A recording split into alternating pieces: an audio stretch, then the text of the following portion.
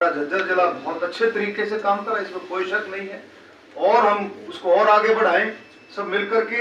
और मुझे पूरी उम्मीद है कि जिस तरह से मोदी जी की सोच है हर एक हेड के लिए, किसानों के लिए, खेतीहर मजदूर, गरीब आदमी, अंत्योदय आखिरी छोर का, बिल्कुल गरीब से भी गरीब, उसके लिए भी बड़ी भारी हमारी मोदी जी की सोच है। पॉजिटिव सोच के भी हम किस तरह से, आप देखें 13 से 15 करोड़ लोगों को गरीबी रेखा से बाहर निकालने का अगर काम किया है तो माननीय प्रधानमंत्री जी की योजनाओं ने काम किया है। साथ मिलकर के जितनी भी केंद्र सरकार की योजनाएं हैं, हरियाणा सरकार की योजनाएं, उन सब पर चर्चा हुई विस्तार से और उनमें जहाँ जहाँ कोई बातें थी आपस में चर्चा होकर के उनका समाधान हुआ। कुछ बातों के लिए डायरेक्शंस दी, बहुत अच्छे तरीके से इसका समापन हुआ। और आप देखें इसके साथ साथ विकसित भारत संकल्प यात्रा जो चल रही, मोदी जी की गारंटी की वैन, मोदी जी की गारंटी की बस, बल्कि मोदी जी की गारंटी वो जो चल रही है, उसका भी जिला प्रशासन ने, हमारे सभी साथियों ने मिलकर के, हम सब ने मिलकर के उसको बहुत अच्छे तरीके से कामयाब किया। और लगभग झज्जर के हर एक वार्ड में, हर एक गांव में आज उसका मैं समझता हूँ कुछ एक आध रहेगा तो कुछ एक आध दिन बात बन सकती है, अदरवाइज तो लगभग कंप्लीशन पर हुआ। तो ये बहुत अच्छे तरीके से इसका भी समापन हुआ। इसमें बहुत सारी चीज़ें ऐसी हैं जो बुजुर्गों की पेंशन की बात है, आयुष्मान कार्ड है, चिरायु कार्ड है, परिवार पहचान पत्र है, प्रॉपर्टी आईडी है, और भी सारी जितनी भी बातें थी, जो उसका पात्र है, जिसको उसका लाभ मिलना चाहिए, उसके लिए सभी आज की मीटिंग में भी इसी बात का जोर रहा है, विकसित भारत संकल्प यात्रा में भी इसी बात का जोर रहा है कि अंत्योदय आखिरी छोर तक जो उसका पात्र है उन योजनाओं का लाभ उनको मिले। प्रशासन भी इसमें पूरा मुस्तैदी से काम कर रहा है और हम सब लोग भी जितने हमारे नुमाइंदे हैं, जो पंचायतों में हैं, जिला परिषद में हैं, हमारे नगर परिषद में हैं, सभी मिलकर के प्रयासरत हैं कि अंत्योदय तक उन योजनाओं का लाभ मिले। डॉक्टर साहब, इस दिशा की बैठक में कई अधिकारियों की, कर्मचारियों की निष्क्रियता और लापरवाही भी सामने आई है, कईयों को आपने फटकार भी लगाई, इसके विषय में क्या कहना है? देखो आपस में देखो, वो भी हमारा हिस्सा है, कोई भी इसमें फटकार की बात नहीं, आपस में चर्चा करते हैं। चर्चा में कई बातें ऐसी आती हैं कि जिसमें चर्चा के जरिए से उसका सोल्व होता है, वो उसका समाधान निकलता है। तो ऐसा नहीं है कि समाधान निकालने के लिए ये बैठकें होती हैं और उन चीज़ों का समाधान निकलता है। बहुत सारी चीज़ें ऐसी हैं जिनका समाधान निकलता है और मुझे पूरी उम्मीद है प्रशासन और मुस्तैदी के साथ उन समस्याओं का जो छोटी छोटी बातें आई हैं वो क्लियर। विकसित भारत संकल्प यात्रा की बात की आपने बताया गांव-गांव तक मोदी की गारंटी जाए, लेकिन कांग्रेस विपक्ष खास करके इस गारंटी को झूठी बता रहा है। देखिए, विपक्ष का काम, और हम सब जानते हैं विपक्ष का काम क्या है। विपक्ष का काम है छीटा कसी, मीन में एक कमी न कुछ कमी निकालना।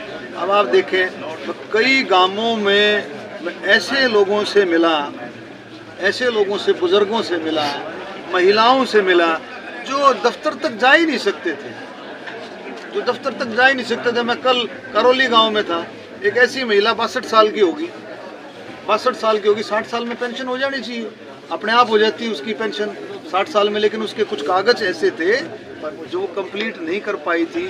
लेकिन विकसित भारत संकल्प यात्रा में उसके घर के सामने गाड़ी खड़ी है और कल उसकी तुरंत पेंशन बन गई। जो लोग ऑनलाइन नहीं जानते, जो डिजिटल सिस्टम को नहीं जानते, जो कागजें भी जिनके कंप्लीट नहीं हो सकते, जो आगे दफ्तरों में जा नहीं सकते, उन लोगों के लिए तो वरदान साबित हो रही है। एक ऐसा प्रोग्राम है, मैं कह रहा हूँ मोदी जी का मैं इतना बड़ा प्रशंसा करता हूँ, मैं पूरे देश की तरफ से, हरियाणा की तरफ से और लाभार्थियों की तरफ से, उन लाभार्थियों की तरफ जिनको लाभ मिला और जिनको लाभ मिलना चाहिए था उनको लाभ मिला। और कितना बड़ा प्रोग्राम चल रहा है, विपक्ष को तो इस बात पे बोलना भी नहीं चाहिए। इतना बड़ा प्रोग्राम है, जा करके देखो आप, where knows where the shoe pinches, जिसको पता है कि भाई जिसको योजनाओं का लाभ मिलना चाहिए नहीं मिल रहा था और उसके घर के सामने जा करके उसको लाभ मिल रहा है, तो बहुत बड़ी बात हुई। पूर्व सीएम भूपेंद्र सिंह हुड्डा का बयान है कि ना टायर्ड ना रिटायर्ड, आखिरी दम तक लड़ाई लड़ूंगा। उनका कुछ मैं क्या कह सकता हूँ, हर एक आदमी का अपना अपना इच्छा है, अपना लड़ेगा करेगा। MP साहब 7 दिन से पटवारी हड़ताल पर बैठे हैं, कामकाज बड़ा प्रभावित हो रहा है, वो सरकार के ऊपर वादा खिलाफी का आरोप भी लगा रहे हैं, तो क्या कहेंगे? देखिए, माननीय मुख्यमंत्री हरियाणा सरकार है, मैं नहीं समझता कि किसी भी कर्मचारी के साथ कोई वादा खिलाफी की है, और कई चीज़ें कई बार मिसअंडरस्टैंडिंग हो जाती है, इनकी बात भी पहुंचेगी और मुझे पूरी उम्मीद है कि मुख्यमंत्री जी इनकी बात को सुन करके कोई ना कोई जल्दी निकले। रणदीप सुरजेवाला जी का बयान आया है कि राज जो है जींद की चौखट पर आने को तैयार है। चलो, उनका अपना अपना है, राज जींद की चौखट पर राज, सारे जो मंत्री बन जाता वो राज में ही शामिल है, MP बन जाता वो राज में शामिल है, विधायक वो राज में शामिल है, तो सारे ही तो राज में शामिल है, पार्टी का कार्यकर्ता भी राज में शामिल है। राजस्थान में भाजपा की सरकार को अपने भी जुम्मा कुछ ही दिन हुए हैं, लेकिन उपचुनाव में वहाँ कांग्रेस प्रत्याशी के मुकाबले भाजपा हार गई, मंत्री भी बना दिया गया था। देखो, एक मेरी बात समझो, देखो, हर एक वोटर का, हर एक सिस्टम का, हर एक इलाके का अपना अपना एक सिस्टम है, अपना अपना एक सिस्टम है।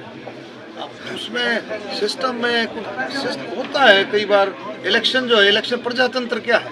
प्रजातंत्र यही है, अगर प्रजातंत्र में आज़ादी है किसी को भी, हर एक को अपने वोट डालने की, अपना करने की, उसमें कोई दिक्कत नहीं। कई बार हार जाता है, जीत जाता है, लेकिन मोदी जी के नेतृत्व में हर एक का मकसद अंत्योदय, आखिरी छोर तक पहुंचना, किसान, मजदूर, गरीब, दलित, खेती और मजदूर, बैकवर्ड, नौजवान, कर्मचारी, व्यापारी, छोटा बड़ा, महिलाएं, बुजुर्ग, आपका देखेंगे स्वतंत्रता सेनानी, आपके शहीदों के लिए, खिलाड़ियों के लिए, हर एक कैटेगरी के लिए विकसित भारत संकल्प यात्रा, विकसित भारत का मिशन, हर एक के लिए मेरा मतलब ये मोदी जी का मिशन है कि देश को 2030 तक, 30 से पहले तीसरी अर्थव्यवस्था बनाने का मकसद मोदी जी का है। मुझे पता है पूरी कामयाबी मिलेगी। हरियाणा में घर घर कांग्रेस जाने का अभियान शुरू कर रही है कांग्रेस, घर घर जाने।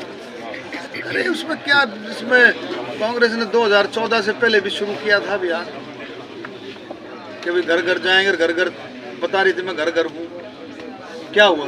केंद्र में भी, स्टेट में भी क्या हुआ बताओ? कांग्रेस सिवाय भ्रष्टाचार, परिवारवाद के सिवाय कुछ नहीं कर सकती, ना वो निकल सकती है।